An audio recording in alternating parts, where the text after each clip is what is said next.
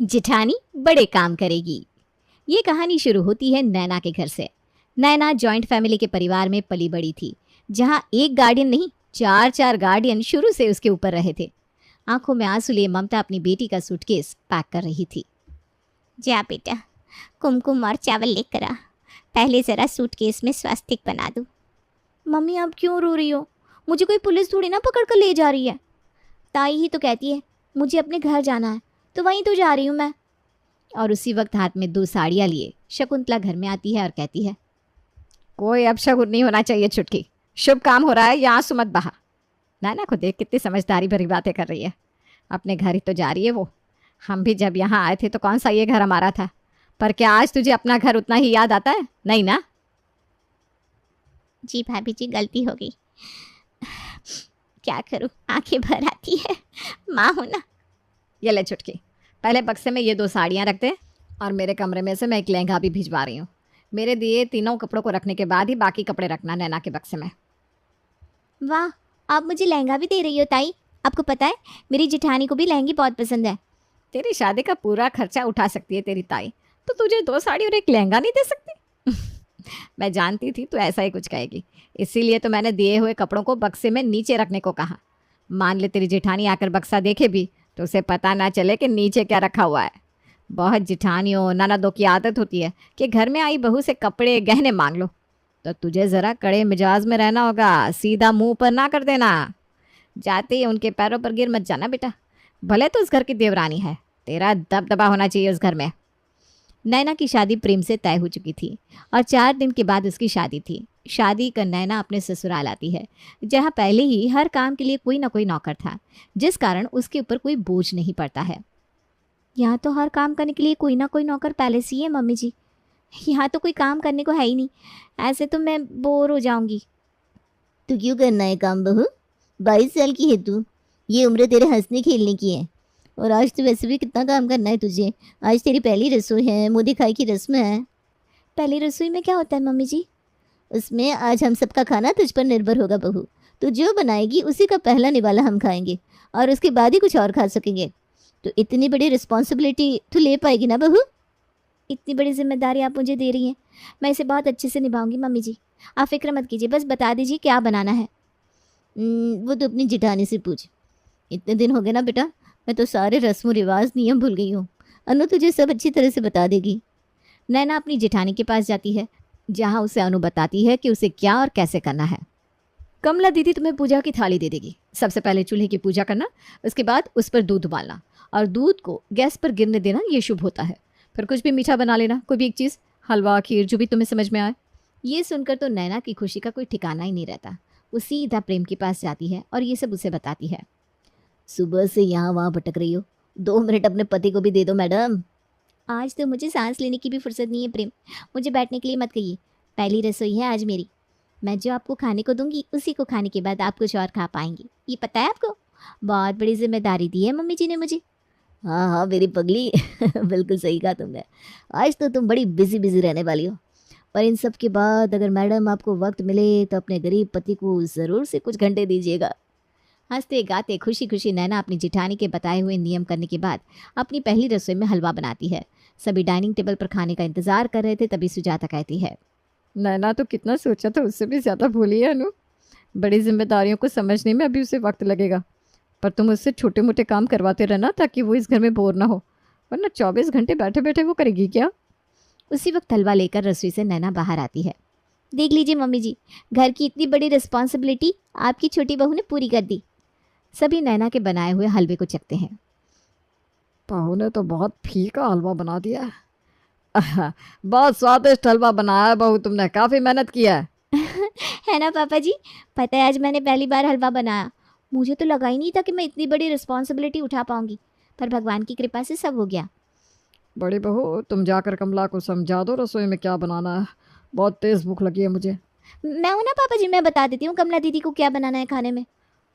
अरे नहीं नहीं नैना, तुम्हें तभी तैयार होना है मुंह दिखाए के लिए, सभी आने वाले हैं ना।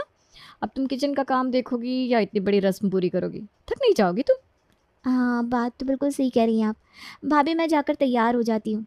जैसे ही नैना अपने कमरे में तैयार होने के लिए जाती है, उसे उसकी ताई फ़ोन करती है और उसकी दिनचर्या पूछती है। क्या बताओ ताई, यहाँ तो मेरे बिना एक पत्ता तक नहीं हिल सकता। भाभी बता कर गई खाने में क्या बनाना है और मैं सब तैयार करती गई। मतलब बड़े बड़े काम तेरी जेठानी कर रही है और छोटे मोटे तू। इसके अलावा और क्या कर रही है तेरी जेठानी? वो मुझे नहीं पता ताई, क्योंकि मैं तो कमरे में आ गई ना मुंह दिखाई की रस्म की तैयारी करने। आज तो तेरा दूसरा ही दिन है तेरे ससुराल में। पर तू नज़र रखना और मुझे फ़ोन करके याद से बताना कि अनु घर का कौन सा काम संभालती है। नैना तैयार होकर अपने कमरे से बाहर आकर हॉल में बैठती है। अपनी बहू को हल्के गहनों में देखकर सुजाता अपनी कमर से तिजोरी की चाबी निकालकर अनु को देते हुए कहती है, ले बहू, अपने हिसाब से नैना की साड़ी के मैचिंग के भारी भारी गहने, चोकर सेट, कमर बंद लाकर उससे दे दे। बहुत मेहमान आने वाले हैं, ऐसे खाली बहू अच्छी नहीं लग रही। जी मम्मी जी, अभी ला देती हूँ। वैसे मम्मी जी, लॉकर की चाबी दीजिएगा, ज़रा मुझे हिसाब भी मिलाना है। और इस तरह ये रस्म भी पूरी हो जाती है। अपनी ताई की बात मानकर नैना अब हर वक्त ये देखती रहती कि उसकी जेठानी घर में क्या काम करती है। एक रोज़ अनु 2000 के बंडल के नोटों को गिन रही थी, तभी उसके कमरे में नैना आ जाती है। आओ नैना बैठो, ये लो ज़रा हिसाब में मेरी मदद करो। ये कहते हुए अनु 10 रुपये की नोटों की गड्डी नैना के हाथ में रख देती है। इसे मैं गिनकर बताऊं भाभी? हाँ, अगर तुम बता दोगी तो मेरी ज़रा मदद हो जाएगी। नैना खुशी खुशी 10 रुपये की नोटों के बंडल को गिन गिन कर सारा अमाउंट अपनी जेठानी को बताती जाती है। रात के वक्त नैना प्रेम को सुबह से रात तक की सारी बात बताती है। दूध वाले भैया का हिसाब किया तुमने, 10 रुपए के बंडल गिने, अरे कपड़े भी सुखाए, कहीं थक तो नहीं गई ना जानू? अरे 2 पराठे भी तो बनाए, वो तो तुम भूल गए। अरे बताओ, पराठे भी बनाए मेरे बाबू ने। बैठो बाबू, मैं तुम्हारे पैर दबा देता हूँ। और इस तरह नैना के ससुराल में सब कुछ हल्का फुल्का चल रहा था। पर कब तक? रोज की तरह शकुंतला फिर से नैना को कॉल लगाती है और उसे सारी बात पूछती है। आज मैं तुझे कुछ समझाने वाली नहीं हूँ। आज तू अपनी माँ से ही बात कर। देख ले छुटकी, और बना अपनी बेटी को और सीधी। 2 रुपए के काम दिए जा रहे हैं तेरी बेटी को, कल 2 बित्ते का हिसाब भी पकड़ा दिया जाएगा, तब भी तू इसे चुप रहने को कहेगी क्या? नहीं नहीं, आप बिल्कुल सही कह रही हैं। दीजिए फ़ोन, मैं समझाती हूँ नैना को। तो पागल हो गई क्या नैना? दिमाग में भूसा भरा है क्या? तुझे दिखता नहीं कैसे तेरी जेठानी घर के सारे बड़े मामलों को अपने अंदर किए बैठी है? जेठानी ही क्यों बड़े काम करेगी, तू क्यों नहीं? तो कोई लूली लंगड़ी है क्या? तेरी ताई बता रही थी कि दुकान में क्या कमाई हुई क्या नहीं, ये सारा हिसाब भी तेरी जेठानी अपने खाते में लिखती है। अरे भाई, अपने पति की कमाई लिखे, दामाद जी की कमाई क्यों लिखती है वो? इसीलिए दिन पर दिन दामाद जी सूखते जा रहे हैं। नजर जो लग जाती होगी उन्हें। मैं भी इस घर की देवरानी हूँ बेटा, पर घर का पूरा आधा हिस्सा लिया है मैंने, और भाभी ने भी मुझे सामने से आधा हिस्सा दे दिया। ऐसे ही हम उन्हें बड़ा नहीं मानते। तेरी जेठानी क्या करती है तेरे लिए? कुछ भी नहीं। तो क्यों देनी उसको इतनी इज्जत? भगवान न करे अगर तेरी सास किसी दिन चल बसी तो सब कुछ तो तेरी जेठानी के पास रह जाएगा। हे भगवान, मैंने तो ऐसा सोचा ही नहीं था कि अनु भाभी इतनी साजिश कर रही होगी। आप और ताई फिक्र मत कीजिए, कैसे सब कुछ संभालना है आप मुझ पर छोड़ दीजिए। और अगले ही दिन नैना पूरी तरह बदल जाती है। सुबह उठते ही नैना सबसे पहले कमला को काम से छुट्टी दे देती है। ये मैं क्या सुन रही हूँ नैना? तूने कमला को काम से निकाल दिया? पिछले 20 सालों से वो हमारे घर में काम कर रही है, अब कहाँ जाएगी वो? आप उसकी फिक्र मत कीजिए, सबका दाना पानी उस भगवान ने तय करके रखा है। शायद कमला का दानापन इस घर से उठ गया होगा, और रसोई में क्या आना है नहीं आना है मैं देख लूँगी।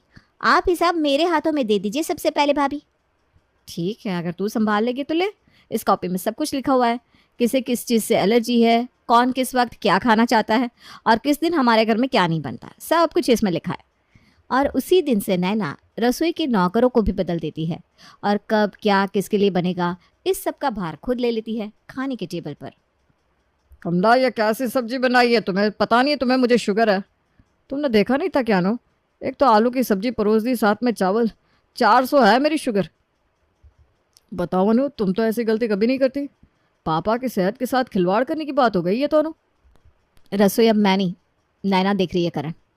और खाना कमला ने नहीं, संतोष ने बनाया है। वो नया है इसलिए उसे पता नहीं किसे कैसा खाना खाने की आदत है। अच्छा अच्छा, कोई बात नहीं बहू, हो जाती है गलती। आई एम सो सॉरी पापा जी, इतना काम था कि कुछ चीज़ दिमाग से निकल गई, पर अब नहीं होगी गलती। धीरे धीरे नैना रसोई का काम करने के साथ साथ अब और चीज़ों की निगरानी रखना भी शुरू कर देती है। मम्मी जी, भाभी इतनी बार तिजोरी से गहने निकालती है फिर डालती है, तो आप चेक नहीं करती कभी गहने इधर उधर हो गए तो? बेटा, अनु पिछले 12 साल से इस घर को संभाल रही है, आज तक एक तिनका भी इधर उधर नहीं हुआ। इस घर के सारे नौकर चाकर 20 साल पुराने हैं, सब भरोसेमंद है, इसलिए तो हम नए नौकर नहीं रखते। पर तुम्हें अगर बदलाव सही लग रहा है तो इसके साथ रिस्पॉन्सिबिलिटी भी आएगी। ये लो तिजोरी की चाबी। तिजोरी में रखे गहनों की फोटोज लेकर नैना अपने पास रख लेती है। अब पता चलेगा ना इनमें से कौन सा गहना निकालने के बाद वापस आता है और कौन सा नहीं। अब हर रोज़ अपने मायके वालों की कहानी सुन सुन कर नैना धीरे धीरे हर डिपार्टमेंट में घोषणा शुरू कर देती है। रसोई के बाद अपनी सास की तिजोरी और उसके बाद अब बारी आती है दुकान की।